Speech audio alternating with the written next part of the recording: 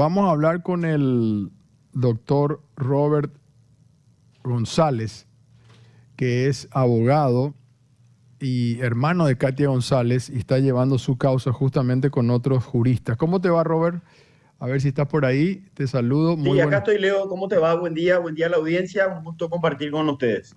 Muchas gracias, Robert. Quería preguntarte cómo está el caso de Katia, porque no quiero que esto se distraiga con otros temas y nos olvidemos de un foco importante que es la destitución de una senadora eh, que no tenía que haber ocurrido y que ahora está en la Corte Suprema de Justicia. Quiero saber cómo está el caso. Y si me permitís, Leo, te doy una mirada un poco más amplia, más en abstracto y una mirada concreta de lo que sería el caso propiamente dicho. Sí, Y arranco por lo segundo. Eh, Burocráticamente hablando o procedimentalmente hablando, si se quiere, la inconstitucionalidad promovida está dando pequeños pasitos. Se están cumpliendo rituales previstos para este tipo de planteos y en ese sentido, luego de la presentación se realizó el chequeo formal de la acción. Posteriormente, siguiente pasito procedimental, la Corte Suprema libró un oficio a la Cámara de Senadores requiriendo los antecedentes del caso. Siguiente pasito, luego la Cámara de Senadores analizó el oficio y remitió esos antecedentes requeridos. Siguiente pasito. Entonces estamos ahí. Lo que se viene a partir de ahora sería que la Corte Suprema dé por cumplido estos requerimientos procedimentales y ya solicite una opinión, eso se llama correr vista, al Ministerio Público, a la Fiscalía General, para que la Fiscalía General emita su parecer respecto a si considera o no que la presentación debe prosperar. Y ya luego de ese dictamen de la Fiscalía, la Sala Constitucional tendría que abocarse al estudio propiamente ya del planteo realizado. Todo esto que te estoy diciendo estimativamente, de acuerdo a cómo está avanzando, digamos, el procedimiento, podría darse si hay voluntad política, y con esto abro la ventanita para meterme en la mirada más abstracta, en 3 semanas, un mes como mucho. Pero ahora vamos a esa parte abstracta, Leo, que tiene que ver con que este caso, como bien señalás, tiene una importancia que no puede aislarse del contexto político que está viviendo nuestro país. Y en ese sentido, ya a mí particularmente me preocupa el silencio de la Corte Suprema de Justicia, que vale recordar es un poder del Estado que cogobierna el país. ¿Y eso qué significa en términos sencillos? Que la atribución que tiene la Corte de pronunciarse, de expedirse, de darnos su mirada republicana, no puede agotarse a los casos concretos. La Corte tiene la posibilidad, a diferencia de los demás jueces del sistema, de emitir mensajes en abstracto, mi querido Leo, para que los ciudadanos podamos controlar cuál es la línea política que defiende ese poder del Estado, saber cuál es la concepción republicana que ellos defienden, saber si es que van a acompañar la línea del poder político o van a fungir de contrapeso a ese poder político que está avanzando, no solamente en el copamiento institucional, sino sobre las libertades de nosotros los ciudadanos. Bueno, y ahí hay un silencio de la Corte que a mí particularmente ya me inquieta y me preocupa. Ustedes, doctor, a ver, yo no soy abogado, entonces te voy a decir en mis palabras, ustedes cuando presentan este recurso en la Corte, están hablando más bien de la forma y no del fondo. Me refiero a la forma en el sentido de que se pisotearon reglamentos, se cambiaron, etcétera, etcétera. O sea, se está hablando de cómo se le juzgó a Katia González, o estoy equivocado. No estás equivocado, Leo, es exactamente así. Pero ahí cabe una pequeña precisión, Leo, porque resulta que cuando se habla de forma, en realidad ciertamente se está aludiendo a los rituales previstos para tomar decisiones desde el poder público. Así que no está mal dicho hablar de forma y de hacer esa distinción entre fondo y forma. Pero en casos como este, donde está en juego ni más ni menos que una decisión que afectó tantos niveles del esquema democrático, que desbordan la situación de la persona afectada, en este caso Katia. Hablamos de la voluntad popular está en juego, la composición del Congreso está en juego, la afectación de las mayorías de ese Congreso está en juego, la anulación de las voces críticas o disidentes está en juego, el atropello hacia los opositores está en juego. Entonces, es importante enfatizar que el planteo de forma tiene mucho de fondo, porque lo que está en discusión en definitiva está relacionado a lo que se llaman las garantías que tenemos todos los ciudadanos, de que se respeten nuestras libertades, de que se respeten nuestros derechos, de que se respeten las reglas de juego y sobre todo la garantía que tenemos todos los ciudadanos de que quienes ejercen el poder público tengan límites, en el sentido de que la mayoría, que en democracia la mayoría no justifica cualquier tipo de decisión. Entonces, efectivamente, estamos haciendo un planteo de forma vinculado a la violación de las reglas de juego, al protocolo para validar la toma de decisiones políticas. En ese sentido, es apropiado hablar de formas, pero entendiendo que no nos estamos reduciendo solamente a si se cumplió o no un plazo, a si se activó o no una notificación. Acá hay mucho detrás de esos rituales formales. Claro, yo lo que está muy bien lo que me decía, doctor, porque no se puede, claro, disociar la forma del fondo, sobre todo lo que explicabas vos de una persona que tuvo más de 100,000 votos.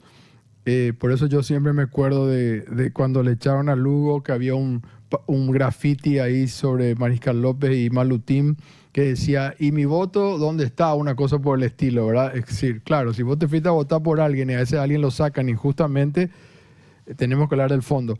Pero te preguntaba por la forma, porque lo que yo quiero saber, y creo que la audiencia también, es ¿qué es lo que va a decir la Corte si sale la resolución como ustedes quieren? ¿Que eso vaya al Senado y que el Senado vuelva a juzgar, entre comillas, a Katia, o que le repongan directamente su banca? ¿Qué es lo que haría la Corte? Perfecto. Aquí en el planteo nosotros dejamos muy claro, Leo, que la decisión, o mejor dicho, la atribución de decidir si un parlamentario debe perder su investidura es una decisión exclusiva y excluyente del poder político. Es decir, esa es una atribución soberana de la Cámara de Senadores en este caso. Lo que estamos cuestionando es que esa decisión soberana no puede pasar por encima de las reglas del juego. Entonces, ¿qué es lo que diría la Corte si se admite nuestra petición? La Corte básicamente diría, por un lado, le recordaría al poder político que la Corte no pretende inmiscuirse en esa atribución exclusiva y excluyente. Es decir, el Senado puede disponer que un determinado parlamentario pierda su investidura. Segundo tema, lo que la Corte le diría es que esa atribución no justifica pasar por encima de los reglamentos y de los protocolos que fueron dados, no solamente para garantizar la regularidad de la decisión, no solamente para resguardar los derechos de los parlamentarios, sino fundamentalmente que fueron reglas de juego que fueron dadas para para limitar el ejercicio del poder público. Y lo otro que la Corte diría es que repónganle a Katia la banca que ganó legítimamente, y si consideran que efectivamente hay méritos para la pérdida de investidura, lleven adelante el procedimiento, pero respetando las reglas de juego que, entre paréntesis, ellos mismos se dieron a través de esa reglamentación que nunca fue derogada, ni hasta hoy, que sigue vigente.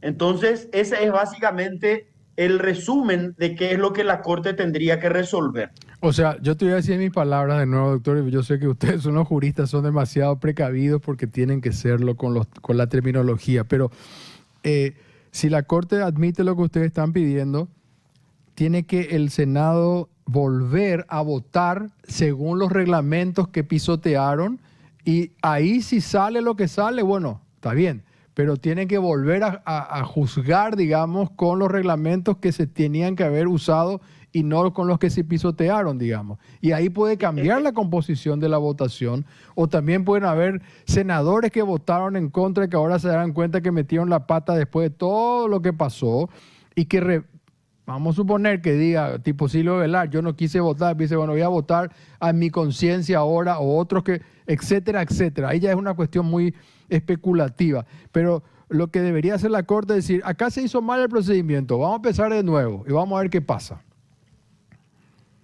La respuesta en términos gráficos, Leo, es exactamente como estás diciendo. Pero quiero agregar nomás que la Corte en rigor lo que técnicamente haría sería anular, dejar sin efecto el producto de esa sesión irregular. Es decir, va a decir que lo que resolvieron es nulo. Eso significa retrotraer las cosas a su estado anterior. Y ahí es donde se pueden dar dos escenarios. O el Senado decide volver a tratar el procedimiento, de volver a activar el procedimiento de pérdida de investidura, o no. Si decide hacerlo, lo que vos dijiste es exactamente lo que debe aplicarse, ¿verdad? Hagamos de vuelta esto, pero hagámoslo bien, respetando los protocolos. Pero perfectamente el Senado puede decir, consideramos que no cabe siquiera volver a realizar volver a iniciar ese procedimiento. Pero en cualquiera de los dos casos el resultado sería el mismo. Es decir, que Katia recupere esa banca que ganó con el respaldo de más de 100.000 electores, que la Corte restituya el orden constitucional en el sentido de hacer valer la soberanía popular, de mantener la composición del Senado, de mandar un mensaje en defensa del Estado de Derecho, de proyectar una imagen de último bastión de la libertad de todos los ciudadanos, y un sinfín de etcéteras que digamos estarían dándole ropaje a una decisión que se está tomando en un caso concreto.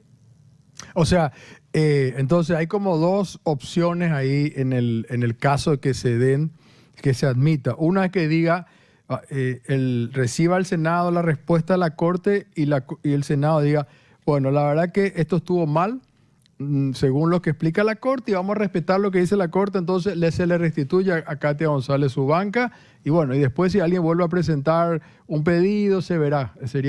Y el otro, el plan B, por usar un término, sería, no, hicieron mal el procedimiento, vuelvan a hacerlo. Serían las dos opciones. Serían las dos opciones, pero en cualquiera de los casos, Leo, la decisión principal de la Corte es, Katia retoma su banca. Y ahí ustedes ven qué camino tomar, pero Katia retoma su banca. Tiene que retomarla. Eso es lo que, si la Corte admite el planteo de control de constitucionalidad realizado, eso es lo que sí o sí tiene que pasar. Es que automáticamente, doctor, si ocurre, pienso nomás, ¿verdad? Porque la Corte tiene que cuidarse mucho en esto de no invadir el territorio de otro poder del Estado, digamos, ¿verdad? Y que tampoco sienta ese otro poder del Estado, ustedes quiénes son para meterse en mi decisión. Como vos bien aclaraste, es una decisión soberana que tiene el Parlamento. Si tuviera, digamos, pruebas y si hubiera hecho usando los protocolos que deberían haberse usado. Entonces, la Corte, para poder no ser tan directa en decirle repóngale a Katia, tiene que ver muy bien qué palabras usar y cómo salir de este atolladero. Entonces, obviamente que si la Corte admite la causa, Katia tiene que retomar su banca, aunque sea por unas horas, ya sea o definitiva, si es el plan A, o por un tiempo X hasta que se vuelva a juzgar, digamos, sí o sí. Eso tiene que pasar, no hay otra forma, porque no pueden haber dos senadores ocupando la banca de Katia. No puede estar el doctor, ¿cómo se llama el doctor, querido doctor? No me fue el nombre. Iramay. Es tal cual, Leo, tal cual como decís, pero ahí quiero hacer un pequeño matiz, Leo. La Corte no tiene que cuidarse en nada, la Corte tiene que ser contundente a la hora de decir Katia retoma la banca. Ahora bien, el cuidado de ese aspecto que muy bien estás enfatizando, es decir, mostrar que no está haciendo una invasión ilegítima, es decir que las razones que motivan la decisión de que Katia retome su banca no tienen que ver con decirle al Senado que no pueden hacer lo que hicieron, sino que tiene que ver con que para validar lo que pueden hacer, tienen que respetar las reglas de juego. Y ahí hay, Leo, si me permitís, un detalle importante para que se entienda cómo funciona el modelo de frenos y contrapesos, de check and balances, así se llama el diseño sobre el cual se estructura toda democracia constitucional o toda república. El sistema ve con buenos ojos, Leo, que los poderes se invadan. Esto se llama control recíproco. Eso está pensado y está bien que así sea. La distinción que tenemos que hacer es que si esa invasión es legítima o es ilegítima. En este caso, cuando se activa la herramienta del control de constitucionalidad, lo que dice la Corte claramente puede constituir una invasión, pero no va a ser una invasión ilegítima, va a ser una invasión querida por el sistema. De la misma manera, Leo, que cuando el presidente de la República veta una ley aprobada en el seno del Parlamento con amplia mayoría, está invadiendo el poder, digamos, el margen de acción natural del Congreso, pero la invasión no es ilegítima, está permitida por el sistema. O de la misma manera que cuando el Congreso levanta un veto del Poder Ejecutivo, está invadiendo la esfera del Ejecutivo, pero de manera legítima. Entonces, hay que distinguir bien entre invasión legítima y ilegítima, no entre invasión sí o invasión no, porque el modelo, repito, necesita estas invasiones justamente para balancear el ejercicio del poder y sobre todo para evitar la concentración absoluta del ejercicio del poder. Claro, esto de hecho como tenés razón, tenés toda la razón, te debería ser más contundente la Corte. De hecho, la Constitución misma dice esto, ¿no? Estamos hablando de 3 poderes del Estado, o sea, esto está basado en una Constitución del año 92. Efectivamente, no solo te digo más, esto está basado en el modelo del constitucionalismo que nació en los Estados Unidos, en el modelo americano, ya a finales de 1700. Porque, ¿qué ocurre con la Revolución Americana? Y es importante, independientemente de que a lo mejor nos queda muy lejos el ejemplo histórico, pero es importante entender que la Revolución Americana marcó un hito en la historia política de la humanidad, porque la Revolución norteamericana, estadounidense, lo que hace fue rebelarse contra la metrópoli inglesa, donde el modelo era monárquico. Y lo que Estados Unidos le dice a la monarquía británica es: nosotros no podemos depender de una sola persona porque consideramos que eso es inconveniente, eso es muy riesgoso.